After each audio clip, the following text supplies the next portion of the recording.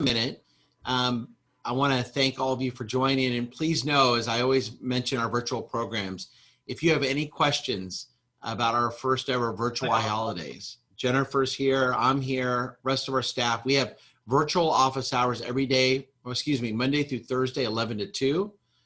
You can also email help@bethyeshurun.org, or just reach out to any of your rabbis or Jennifer or Ashley. We're here to help you as we kind of go through this together. And please know a lot of information is on our website. Jennifer and Ashley have put together some incredible resources on our Beth Yeshurun website. So feel free to go there also, but we are here to help you. So without further ado, let me introduce our speaker for this afternoon. He is an old dear friend of mine. We've had the pleasure and honor of having him at Beth Yeshurun many times in the past, as recently as just under 2 years ago, which seems like a lifetime ago. And I had the honor of having Rabbi Artson travel here from Los Angeles to officially install me as the senior rabbi at Beth Yeshurun. Rabbi Artson is a prominent leader of the conservative movement, serving on the Leadership Council of Conservative Judaism. He's also the dean of the Ziegler School of Rabbinic Studies and the vice president of American Jewish University in Los Angeles. That's where I had the pleasure of learning from Brad and becoming friends with Brad. And really, I consider him still one of my primary teachers. Not only did I have the blessing of going to the Ziegler School and learning from Brad, but so did Rabbi Fort and her husband, Rabbi Scholklapper. So we have a long-term relationship with the Ziegler School, and I know one we'll maintain for many, many years to come. So Brad, welcome. How are you? Thank you. Thank God I'm doing as well as anybody can in this unusual time. Now, Rabbi Artson was complaining that Los Angeles may get a heat wave this weekend, but Yeah. we're not getting any sympathy here. But you were mentioning, what does that mean, a heat wave in West LA? What I was hoping, Rabbi Strauss, was I'd get advice for how to cope with it with grace. We're going to go up into the mid-90s this weekend. Well, good luck. That's all we have to say. The only way we handle it is we know that by Thanksgiving, it will start to cool down really nicely. So. No, in our part of the country, saying winter is coming is a statement of hope. Exactly. Well, we can agree with that. We can relate. Yeah. So, Rabbi Artson, I had a number of questions, and then if I get my questions done, maybe we'll open it up. We'll see how much time we have. We want to be done by 12:30, just to be respectful of your busy schedule. But Great. I know one of your main responsibilities is taking care of these rabbinical students. Yeah. So tell us a little bit about the school, and primarily, how has the rabbinical school handled this pandemic? Well, the rabbinical school is a wonderful place and has been even when you were there as a pioneer, Brian. We have about 45 students. They are from literally all over North America and all over the world. Of course, the bulk of them are from the United States. But we have a couple Europeans. We have a Kenyan who will be joining us next semester. And the Ziegler rabbis serve all over the world, in Europe, in Israel, in East Africa, and of course, North America and the United States. We've moved all of our classes online. So like you, we've had to deal with how do we build community when we don't get to pass each other in the hallway. We don't get to have the unscheduled meetings. We don't get to just smile and wave at each other on the way from one place to another. We don't run into each other in the parks or in the stores. And what's been beautiful to watch, and something I've been talking to synagogues about as well, is that I think the breakthrough of this period positively has been two things. One is reaching out in ways we've never reached out before. So let me give you two for instances for that. In all these years, we've never figured out a way to bring all of our alumni together. And we have over 200 Ziegler rabbis out in the world. So for the summer, we started doing once a month online Zoom assemblies open to our alumni, in which we'd bring in a teacher for a talk, but also we left a chunk of time for people to just do good and welfare. How you doing? What do you need help with? And out of each one of those meetings, I get 3 or 4 alumni who've not really been in touch who say, hey, could I call you? So I think we are now a much stronger community with our alumni than we ever were in the past. And that's something we're going to work to sustain in the future. we've also started doing that with our students. So we have all school assemblies, sometimes with a topic, sometimes just with a chance for people to be together. And the turnout is incredible. The students and the faculty show up, and we spend an hour together in the middle of the day just being community together. And that also is something we had never really figured out before. So being able to be there for each other in this way, and taking advantage of the technology as you are doing right now, I think that offers us an opportunity, both how to be a real community at the present, but also how do we keep what we've learned when this is over? When we go back to in-person, many of the innovations that we've taken on, we're going to want to keep. And so how do we do that in a way that strengthens community and builds it even further? Yeah, you're absolutely right. You know, it's one thing we've been talking about as a staff, and I've been talking to some of our members with, is what will we continue to do after this pandemic that we've started doing? And you're right, we are blessed with incredible technology today. I mean, just look at what we're doing now. If you would have told me 10 years ago that we could do this, I wouldn't have believed it. And now look how easy it is. Rabbi Strauss, I guess I want to ask you a question. I know that in Los Angeles, almost all the synagogues are reporting much larger attendance to their weekly Shabbat services than they had when they were in person. And I can see by your nodding your head that you've had a similar experience. So I think the question is going to be for all of us, obviously those of us who can be physically present. I miss being in shul so much. I miss saying hi to people. I miss schmoozing while the rabbi's talking. Apologies.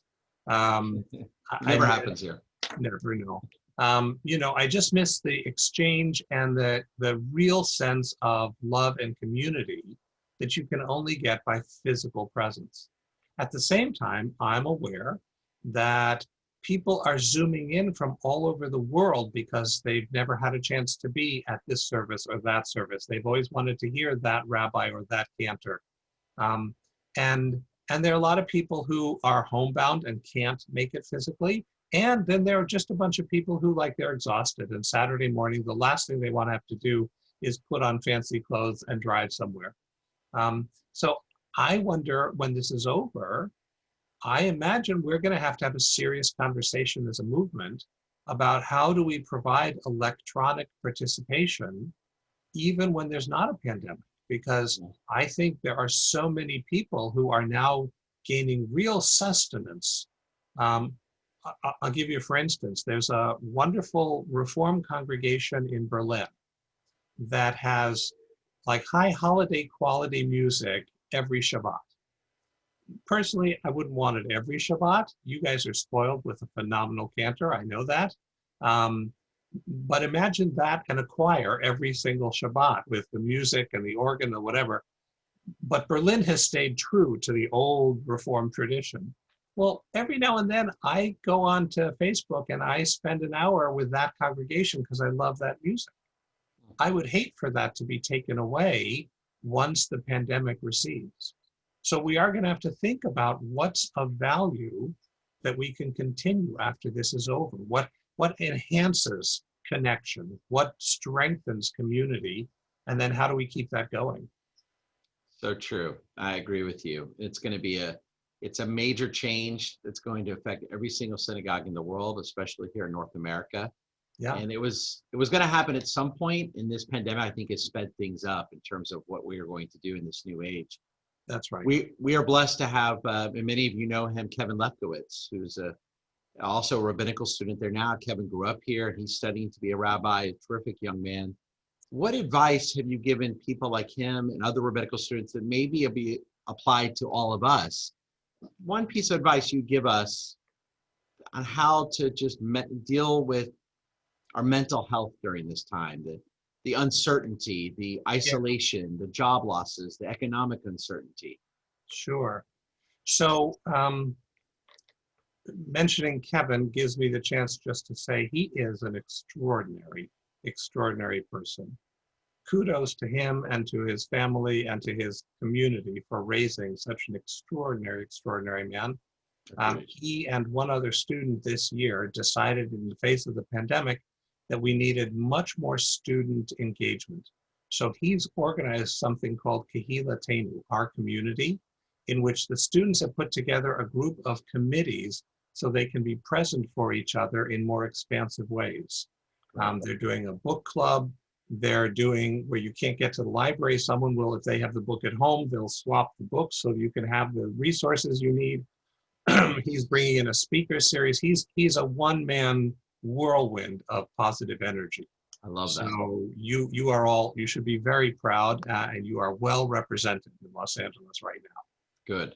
And what I've been telling him and my donors and all of us is really two things. The first is, don't talk about this time as working from home. This is not working from home. This is sheltering from a pandemic. And we need to be able to give ourselves moments of grief and moments of rage and moments of sorrow, because we are all enduring one of the worst health crises of the century. And the price we are all paying in terms of sheltering at home, and our businesses suffering and the economy suffering and our alienation from each other, you can just see everyone is in such heightened, vigilant fight or flight modes all the time that not a day goes by without someone erupting somewhere. And we've lost the ability to hear each other and to listen to each other and to be able to forcefully disagree with people we still love and respect. And this is, I think, one of the greatest threats to American democracy and a repudiation of core Jewish values. You know, it is said that the rabbis of the Talmud would argue without compromise when they were in the yeshiva, and then they would go have dinner together. And that model of passionate engagement and passionate connection, we have to find a way to reclaim that and to build that back.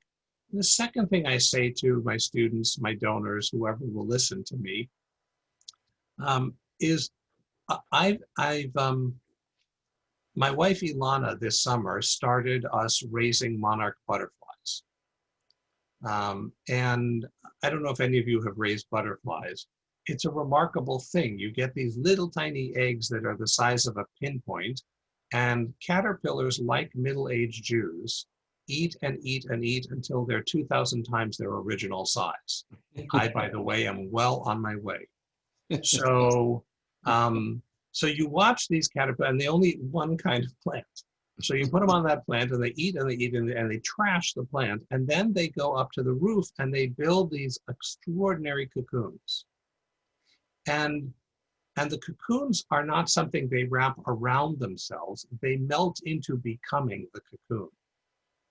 And the cocoon of a monarch butterfly, you should look it up afterwards. The cocoon of a monarch butterfly is the same color as the milkweed plant, this beautiful creamy green with this line of gold dots. And they're not yellow, they're gold, they're metallic. I don't know how evolution did that. It's extraordinary. And how smart of the monarch butterfly to realize if you're going to be in Beverly Hills, you have to have some bling. Good idea. But then you watch them come out and you release them. And it's just incredible. And so the image I want to leave you with, and I want us to think about, is this is our sheltering in the cocoon time. And to do that well, you have to give everything you have to being in the cocoon. And you have to prepare yourself knowing there will be a time when you will spread your wings and fly into the sun. And we will. We will come out of this and we will spread our beautiful resplendent wings and we will soar.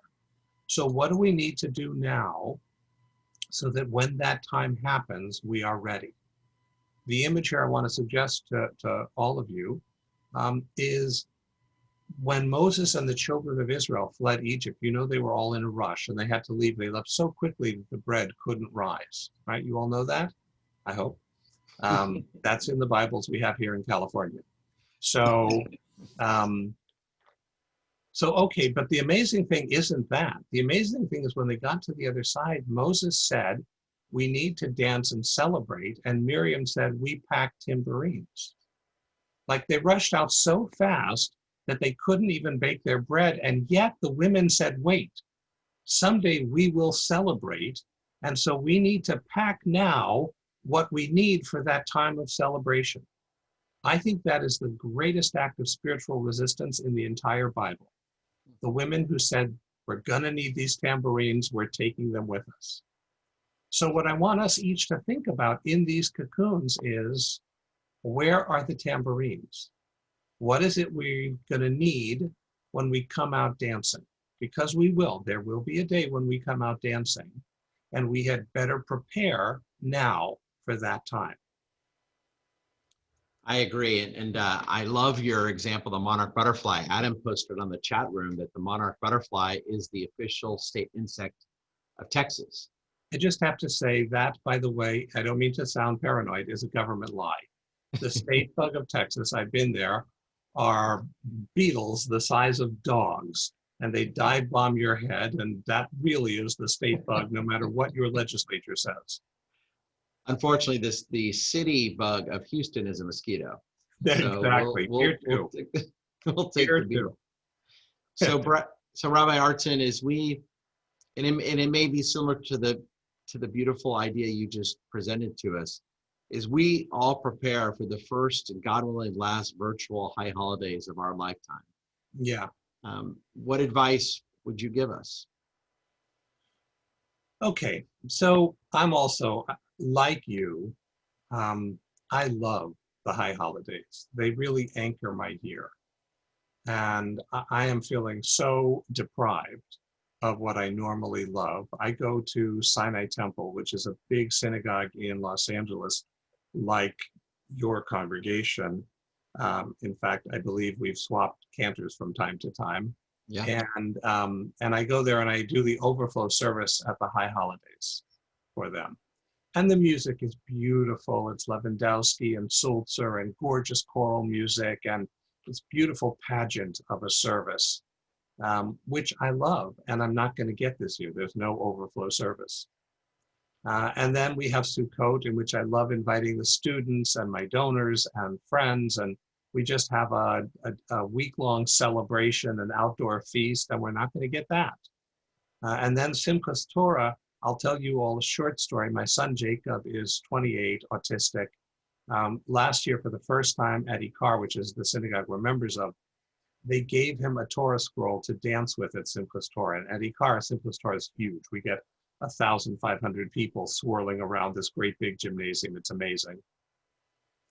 And Jacob danced with the Torah with a smile on his face, like, I know what Olam Haba, I know what the world to come feels like.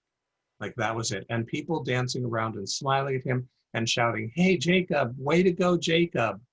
And I'm not going to get that this year.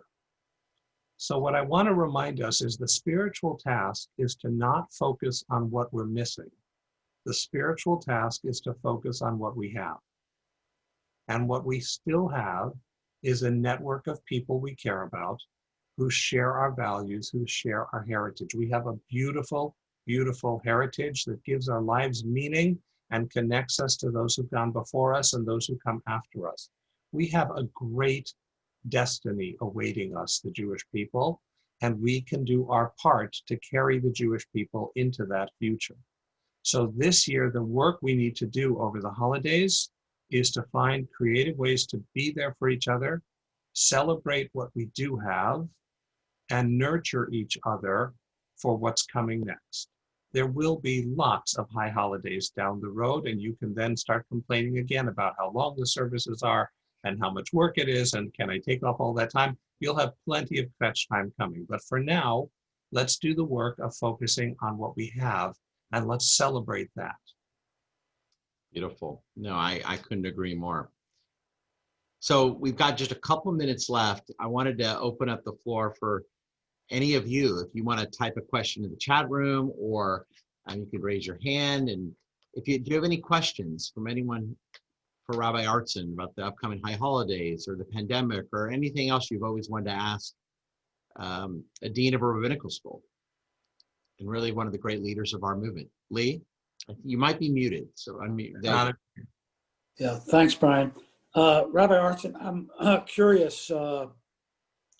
with the rabbinic students, and in this politically extraordinarily difficult, divisive environment we're in, how do you guide them on when they eventually land in a congregation on how to speak about or avoid speaking about some of the issues confronting our country without getting dragged into the very divisive environment? Great. So thank you, and it's good to see you, Lee. Look, if I could just translate his question into plain English for everybody else. Hi, Rabbi, here's a hand grenade. I pulled the pin 3 seconds ago. Would you hold it? So thanks, Lee. And since you can't fire me, here's my answer. There isn't one single answer. What I ask students to ask themselves is, nobody gets to say everything they think. That's true whether you're a rabbi or not. Nobody gets to say everything. So what you have to ask yourself in any job environment is, what can my community sustain? What can my community constructively hear? So for example, at a place like Ikar, which was founded upon certain shared political convictions, what the rabbis there can say is very different than what a rabbi who works with Rabbi Strauss can say, right? Because what your congregation was founded on was not a shared political agenda, it was a shared spiritual agenda. So, and that constraint works in both directions. There are things that the rabbis at Ikar can't talk about. So they can give politically loaded partisan talks that a rabbi at Sinai Temple or at Beth Yeshurun can't give. But they can't give a talk on mitzvah observance because they're trying to be an outreach congregation. So they can't give the kashrut sermon or the why Musaf is important or why you should daven 3 times a day sermon. There are a whole bunch of sermons they can't give. Every rabbi in every community has to know 2 things. They have to know their own community's contours, and they have to know their own integrity. And that means that there will be times where you give a sermon that pushes your congregation, but that has to be very rare, and it has to be very deliberate and selective. And in the big congregations, which are not predicated on political homogeneity, then the rabbi has to be okay with saying, of course, I have strong views as a private citizen, and I will take them to the ballot booth and I will vote my conscience. But I'm going to respect the diversity of my congregation in taking that into account in both what I say and how I say it. The challenge is that everyone wants to make the rules governing their community the universal rules for all rabbis. You saw, some of you may have seen in Times of Israel, Rabbi Sachs, former chief rabbi of the Orthodox communities of Great Britain, came out with an article about how rabbis should never engage in politics. And what I always add to that is, if you have my job, right? So yes, if you want to be the former chief rabbi of the Orthodox synagogues, you had better avoid politics. But he can't generalize that. There are plenty of rabbis who work for organizations. The rabbi who works for the Zionist Organization of America is going to take a very pro-Netanyahu Israel line, and should. And the Rabbi Jill Jacobs, who works for a different organization, she will take a very anti-Netanyahu pro-Israel line, and she should. So the question is, what's your job description? What is your community dedicated to? What are they united about? And what are you prepared to stay silent on? And those generally align, but not always. And the ones that are problematic are the rabbis who insist on saying whatever's in their heart and don't think about how people are going to react. And I spend a fair amount of time with rabbis and rabbinical students trying to help them clean up messes where they didn't respect the diversity of their congregants' convictions. And that, I think, needs to be a really, really important self-conscious filter on what they do or don't say. Look, I have that as well. As a professor of philosophy, I can say whatever I want. As the dean of a rabbinical school, I'm always trying to enlist donors and support. I need to be thoughtful about how that op-ed piece is going to affect my donors. And most of the time, it in fact is to stop me from saying things that are too controversial, too divisive. Every now and then it's a matter of integrity. And I say, I need to put it out there, but then can I put it out there in words that maximize the ability of my supporters to hear it constructively, right? And that I think has to be the guidelines for rabbis. Well said. I will say personally that you and other people at the Ziegler School did do a great job of preparing us as Ziegler graduates with that wise advice.